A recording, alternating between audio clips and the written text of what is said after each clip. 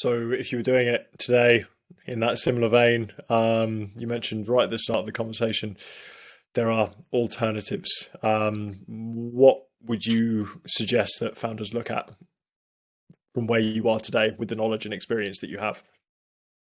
Yeah, I think especially in the early days, it's super important to preserve equity and control, as well as being sovereign in the flexibility and creativity of how you can grow your project or launch and grow your project.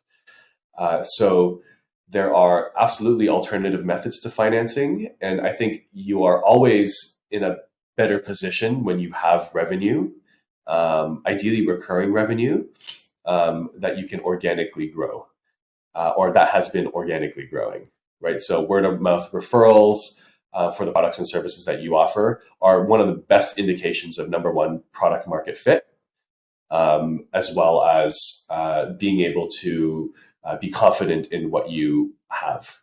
So really focusing on that, positioning yourself as uniquely different from existing solutions, nailing your target demographics so that you know exactly who you're after, understanding the underlying psyche about how they make those decisions, what their motivations and fears are, will arm you with a much better vantage point, as well as a leverage, as well as the leverage you need to then go and raise financing, equity financing, or debt, or other creative methods um, later on. So the approach shouldn't be, "Hey, I have this idea. Let's go out and raise funds."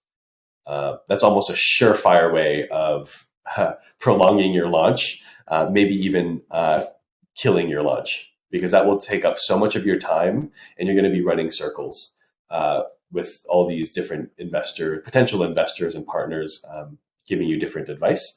Whereas if you know you have a path to revenue, you have a clear business, and so that's cash flow is king for sure.